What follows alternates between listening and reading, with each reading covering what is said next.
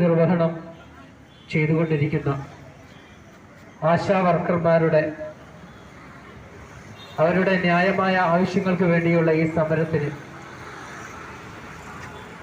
സർക്കാർ യാതൊരു വിലയും കൽപ്പിക്കുന്നില്ല എന്നതിൻ്റെ ഒരു നേർക്കാഴ്ചയാണ് ഇന്നിവിടെ ഞങ്ങൾ സന്ദർശിച്ചപ്പോൾ കാണാൻ കഴിഞ്ഞത്.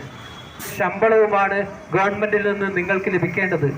ആ ഒരു രീതിയിലുള്ള ഒരു ഐക്യദാർഢ്യം അതാണ് INTUC മുന്നോട്ട് വെക്കുന്നത്.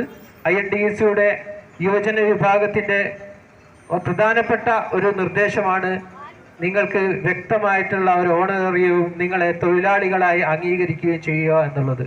എന്തുതന്നെയായാലും യാതൊരുവിധ പ്രതിസന്ധികൾക്ക് മുന്നിലും മുട്ടുമടക്കാതെ നിങ്ങൾ ഈ 44-ാം ദിവസം തുടരുന്ന ഈ സമരം അത് നിങ്ങളുടെ വിജയത്തിനുള്ള ഒരു മുന്നൊരുക്കമാണ്.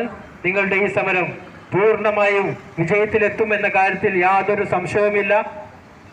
INTUCയുടെയും കേരള കോപ്പറേറ്റീവ് എംപ്ലോയീസ് കോൺഗ്രസിൻ്റെയും INTUC യുവജന വിഭാഗത്തിൻ്റെയും പൂർണ്ണ പിന്തുണ നിങ്ങളുടെ ഈ സമരത്തിന് നൽകിക്കൊണ്ട് നിങ്ങൾക്ക് അഭിവാദ്യങ്ങൾ അർപ്പിച്ചുകൊണ്ട് ഞാൻ എൻ്റെ വാക്കുകൾ ചുരുക്കുന്നു. നന്ദി, നമസ്കാരം.